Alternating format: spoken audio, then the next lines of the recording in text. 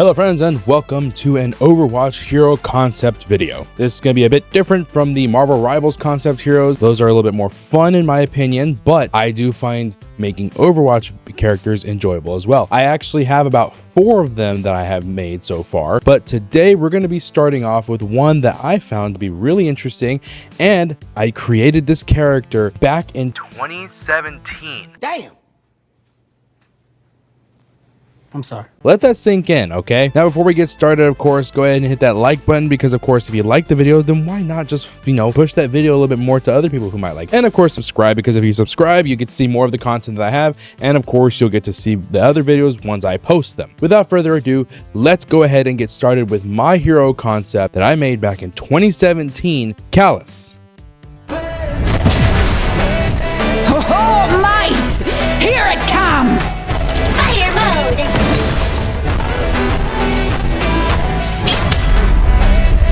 I've got you in my sights.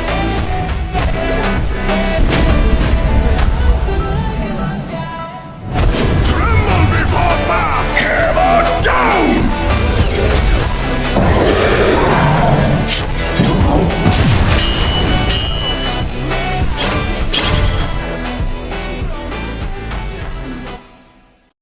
So who is this character? Why does he have any significance? What is his abilities?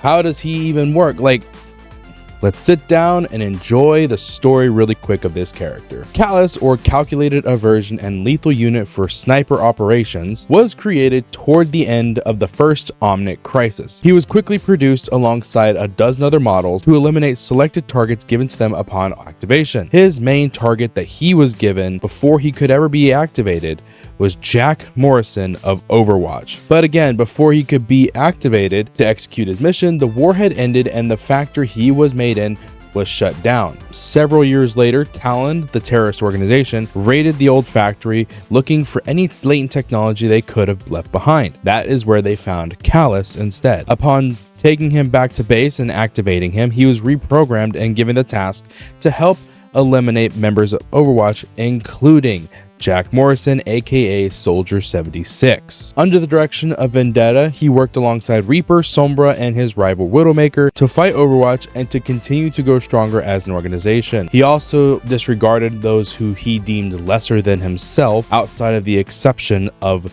Reaper, Sombra, and of course Widowmaker especially. The relationship he had with Widowmaker was akin to that of like a brother and a sister, though probably a lot more cold and much more calculated. He looked to her with respect, considering that she was an excellent shot and was able to rival him very, very closely. Though oftentimes he would reference her previous brainwashing, saying that parts of her old self was residing within her still, even if it may be residual. He doesn't look at Vendetta's authority as a actual chain of command, but more of like an arrangement of sorts. Like, I will work for you if you get me close to Jack Morrison. His overall goal is to eliminate Jack Morrison at all costs. He is incredibly effective at what he does, but he is especially hard to work with, especially out in the field. This is the character design that I decided to go with when designing his character kit.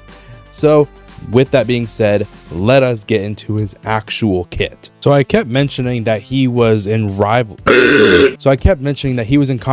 with Widowmaker. Why would I keep saying that? Well, if you'll take a look at his arm really quick, he obviously has a long rifle attached to his arm, which indicates that he is in fact a sniper, which honestly plays into his passive, which is called linear degradation. His rifle, which is extremely powerful, allows for him to do what is very well known in the community as a quickscope. However, the rifle initializes at max capacity, but immediately starts losing power the longer he stays scoped in. This is because in the story lore, his computing system in his head, or on his back if he's wearing a backpack, I haven't decided on which design I want to go with him on that, is taking multiple factors and multiple equations into account when calculating the shot, which then overloads his systems, which causes the power to decline. He is supposed to be a quickscoping hero, the exact opposite of what Widowmaker is. She still has the high-powered rifle, but she lacks the quickscoping capabilities. However, she is still able to do a lot of trick shots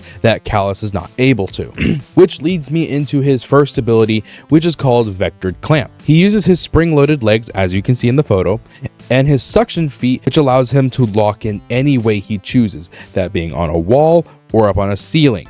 It allows for him to reposition however he chooses and get an angle that most people would not be able to get. This allows for him to take really crazy off angles as well as performing shots that most people wouldn't be able to. Now, with this being said, obviously it would be on a timer, so he wouldn't be able to just stay up there indefinitely. He would obviously have to time it to line up that shot before the suction feet unclamp down. His next one is called Repulsion Drive or Rocket Hand. I haven't decided which one I wanted to go with yet. It is a high mobility evasion tool that allows him to push back his enemies while launching himself back. Basically, it allows for him to reposition really quickly if he needs to by using his rocket hand, as you can see in the photo, to reposition himself again very quickly in any way he chooses, and it will obviously recall it back. And finally, for his ultimate Disruption Core, Callus pushes his core to his absolute limit, overpowering his rifle and turning it into a railgun. It allows for him to pierce through shields. Now, with this being said, it is not the shield on the health bar, it is actual physical shields. Like, think of those people who have those shields that are available. It allows for him to fire a shot, up to three shots through the shield, which then empowers the shot and giving him that headshot multiplier through the shield. However, if he is not able to fire through a shield, it does not give him the headshot multiplier. Instead, it allows for him to pierce through enemies and slow them down at the same time, allowing him to follow up with another shot, which then could probably eliminate them. With this being said, he does have the capability of doing a hip fire maneuver, but it has to be very close and he has to be able to hit that shot, obviously. And of course, he isn't able to do a full-on one clip on somebody. He does need to get their health a little bit low, which does basically push him to be more of a character who's in the back finishing off targets. But what do you guys think of this concept? Did y'all like it? Do y'all like the backstory? What would y'all change about this hero? Post it in the comments down below. Not like, you know, Blizzard's gonna see this ever, because I'm just a tiny little content creator. Anyways, guys, that is all from me. I hope you guys really enjoyed this video. I will see you on the next one. Later.